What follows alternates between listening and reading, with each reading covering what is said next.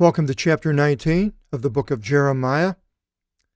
The time frame here is sort of given because in the next chapter we hear that a man called Pashur hears Pashur hears the things that Zedekiah is writing.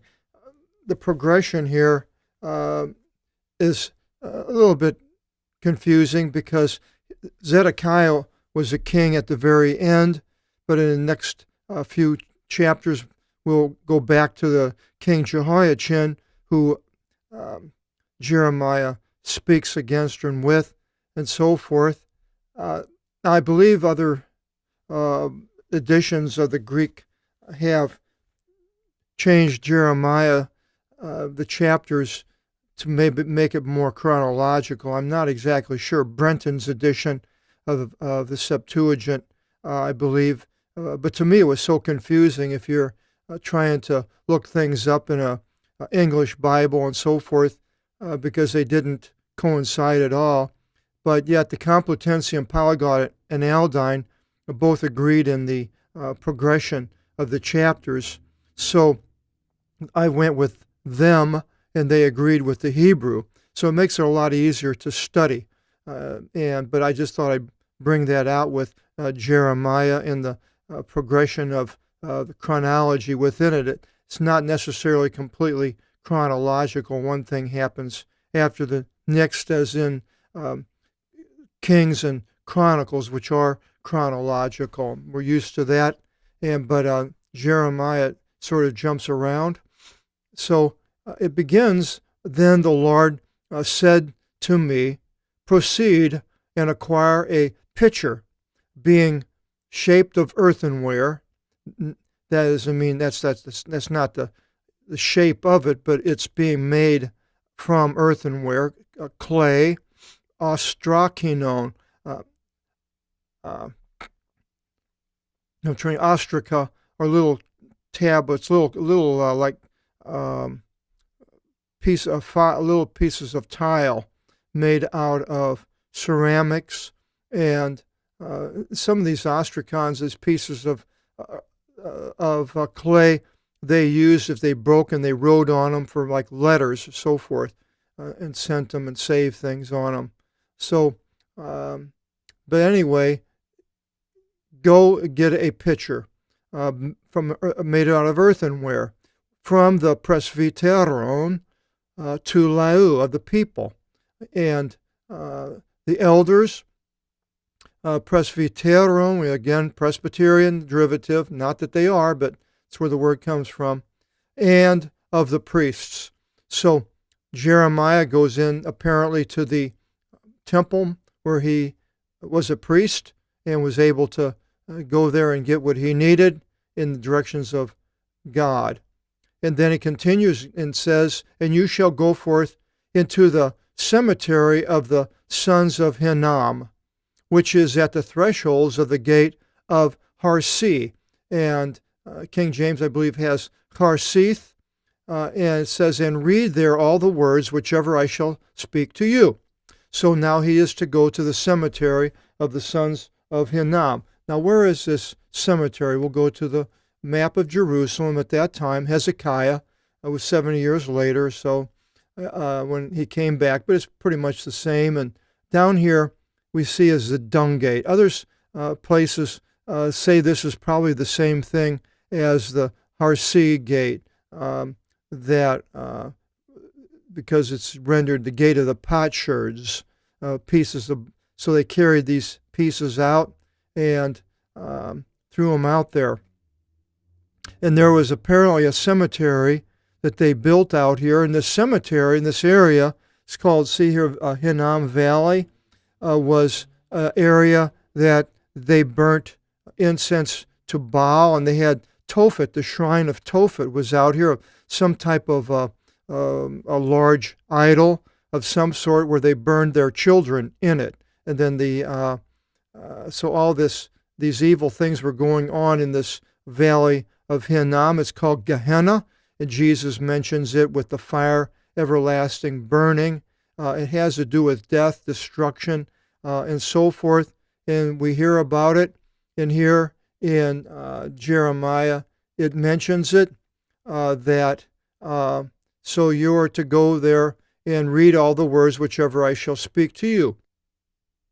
Now, as he's going through this gate of Harsi, which is the dung gate, which they believe, and it's also the gate of the potter. Let's go to the New Testament, and we'll see more about this area. It says, then Judas, the one, this is in Matthew 27:3. Then Judas, the one delivering him up, beholding that he was condemned, changed his mind, so as to return the 30 pieces of silver to the chief priests and to the elders, saying, I sinned, having delivered up innocent blood. But they said, well, what is it to us? You shall see to that. And having tossed the silver pieces in the temple, he withdrew, and having gone forth, he hung himself. But the chief priests, having taken the silver pieces, said, it is not allowed to throw them into the Corban offering when it is the value of blood. And taking counsel, they brought from them the field of the potter for a burial ground for strangers. Therefore, that field is called Field of Blood until today. Then was fulfilled the thing having been spoken through Jeremiah the prophet, saying, and I took the 30 pieces of silver, the value of the one being valued, who was valued by the sons of Israel, and they gave them for the field of the potter, as the Lord gave orders to me. So this area was where it mentions other place where Judas hung himself, and then he fell down. The body fell down. It was in the valley, rolled down. His guts came out. And the field of blood is what it's called. And you shall say to them, hear the word of the Lord, O kings of Judah, and O ones dwelling Jerusalem. Thus says the Lord of the dynameon. The dynamite is the derivative of the forces. Legi Kyrios ton dynameon, O Theos Israel.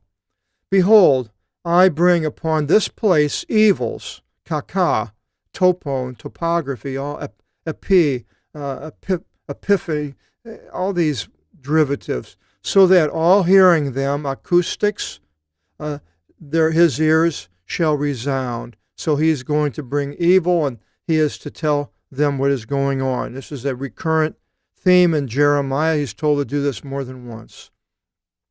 Because they abandoned me and separated from this place, topon, and they burned incense in it to strange gods.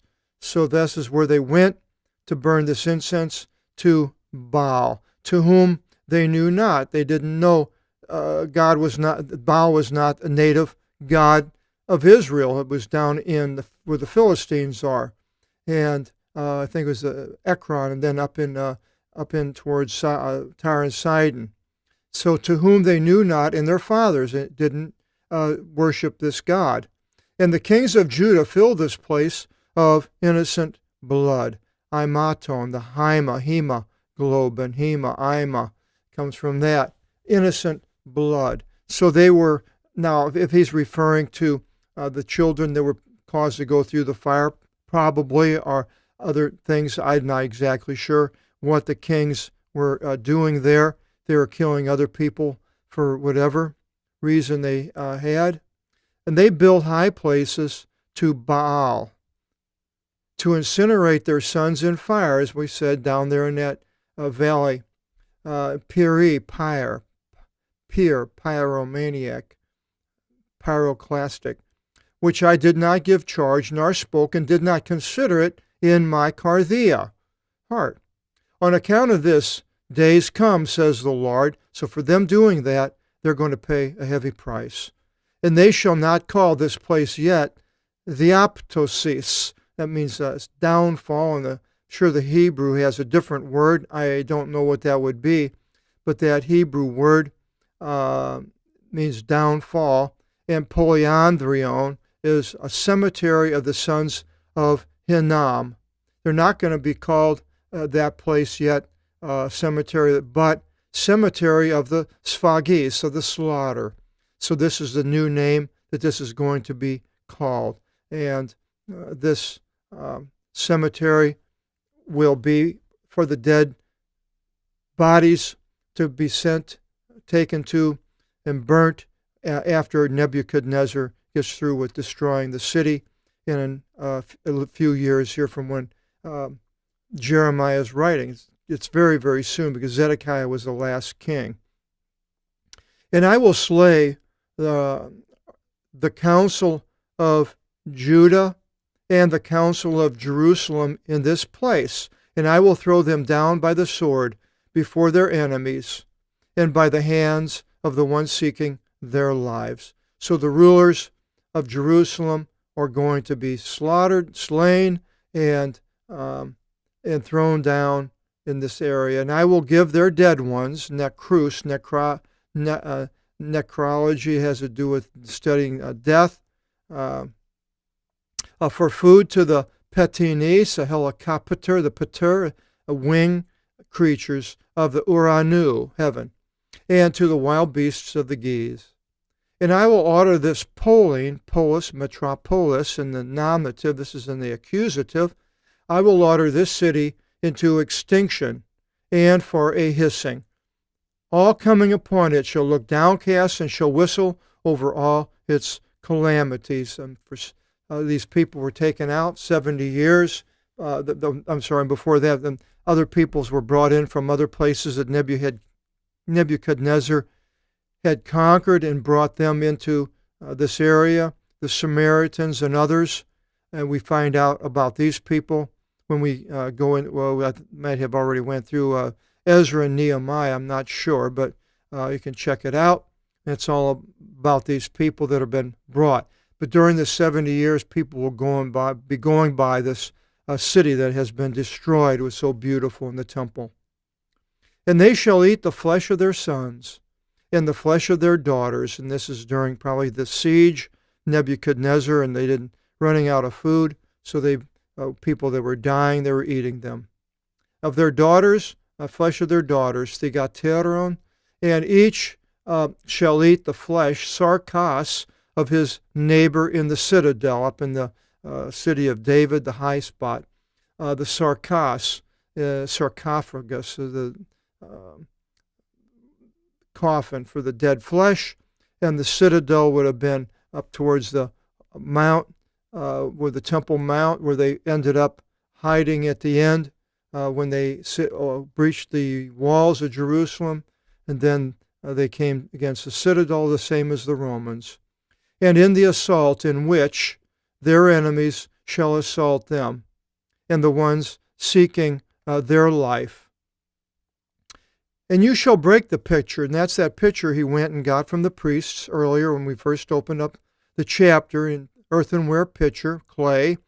And you shall break the pitcher before the eyes, ophthalmos, ophthalmology, derivative of the anthrone, android, derivative, going forth with you. So in front of these people, and you shall say to them, thus says the Lord, so I will break this people and this city as the earthenware container was broken, which is not able to be repaired again. So it's broken in pieces, hundreds of little pieces, can't put it back together again. And this is what's going to happen to people. They're not going to be repaired. And in Tophet, that's that shrine, that's the name of the shrine in the valley of the sons of Hinnom, Gehenna, they shall bury, for there is not a place to bury. Thus I will do, says the Lord, to this place and to the ones dwelling in it. A time of repercussions of their sins. They're going to suffer for the sins that they had. And it's to yield up this city as the one having fallen into ruin. And the houses of Jerusalem, beautiful homes, and the houses of the kings of Judah will be as a place having fallen into ruin from the uncleannesses in all the houses in which they burned incense upon the roofs to all the military of the heaven, that's the stars, and offered libations to strange gods, which Manasseh brought in, and other kings, Ahaz, I believe, and Solomon. So they are now at this time burning incense to these gods and doing these ritualistic things that it doesn't really tell us, and I guess we don't really need to know. But it was God was furious.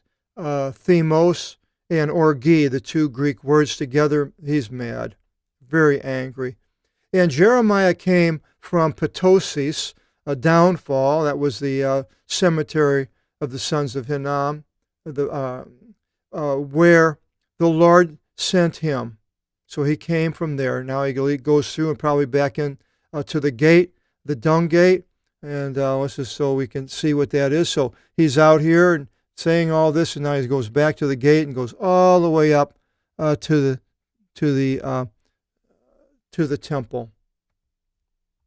And he stood in the courthouse of the courtyard of the house of the Lord, and said to all the people. So then he's in that court, and thus says the Lord of the forces, the God of Israel, behold, I bring upon this city. So now in the temple area and the people that are there, he is preaching to them of the destruction, just as Jesus did when he went and preached in the Temple Mount, of the things that were going to happen to Israel. And I will bring upon this city and upon all her cities and upon her towns all the evils which I spoke against her. For they hardened their neck to not listen to my commandments. Thus says the Lord. Jeremiah speaking it to the priests first and the people that were around. As he speaks to them, then he goes later and talks to the rulers. Next, chapter 20, Jeremiah and Pashur heard, and he was there during the reign of Zedekiah. That's how we know this timeline is close to the end, and we'll find out what Pashur does about the preaching of the bad news that Jeremiah is giving these people. In chapter 20, hope you'll join us, and God bless.